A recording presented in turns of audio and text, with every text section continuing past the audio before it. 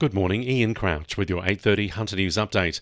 Hunter Water Police are again urging boat owners and their passengers to always wear a life jacket regardless of their experience. It comes as the search for Sydney fisherman Paul Barning is extended today to the south coast after he fell overboard in waters off Port Stephens on Sunday. The 58-year-old had been taking part in a game fishing competition 55 kilometres off the coast when he became tangled in fishing gear as he reeled in a mako shark.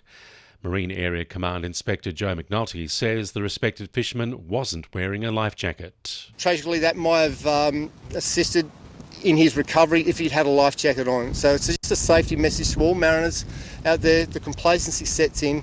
Doesn't matter how experienced you are or how long you've been fishing, please wear a life jacket. A man who was shot by police in Mayfield earlier this month will face court today, charged with attempted murder.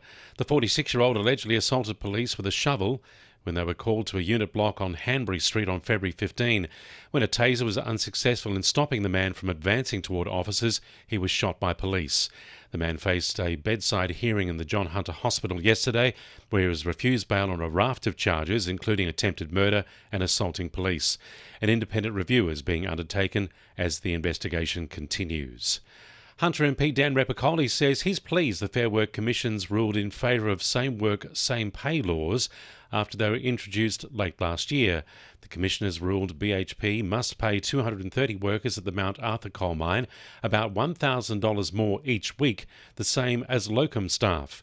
He says the mining and energy unions' efforts have contributed to the win. What it should have always been. It's not fair that some people were working side by side with their mate next to them, same rosters, same hours, same everything, apart from getting sent home when it rained, and they were getting paid $30,000 or $40,000 less for doing the exact same role. It was a disgrace, and now that's been fixed.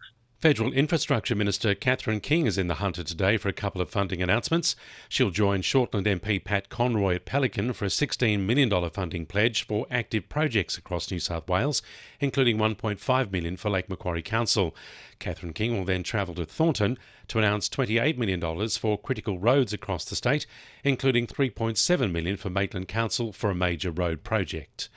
6 councils, including Upper Hunter Shire, are seeking special permission to raise their rates above the standard rate peg in New South Wales. The Independent Pricing and Regulatory Tribunal says North Sydney, Federation, Northern Beaches, Gunnedah Shire, Upper Hunter Shire and Shoalhaven City Councils are seeking a special rate variation. The proposed increases range from 12% in a year to 87% over 2 years, with many saying rising costs from inflation is more than what they're making in rates. The councils say cost blowouts from projects and management issues are also adding to the financial pressure. Sailport Stephens says it's struggling to fit entries into its annual regatta. The tournaments continue to grow in popularity. It's since expanded the program over 2 more weekends, kicking off in April. Organiser Mark Rothfield says the new look schedule was needed to keep up with the rise in demand.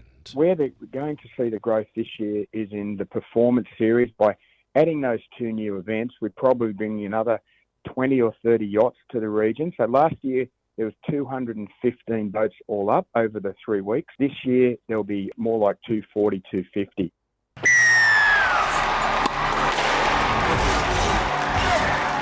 To NURFM Sport.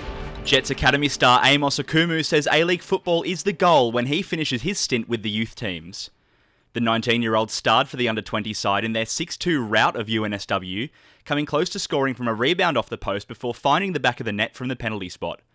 Youth team coach Damien Zayn says Okumu has all the physical attributes to make it at the A-League level.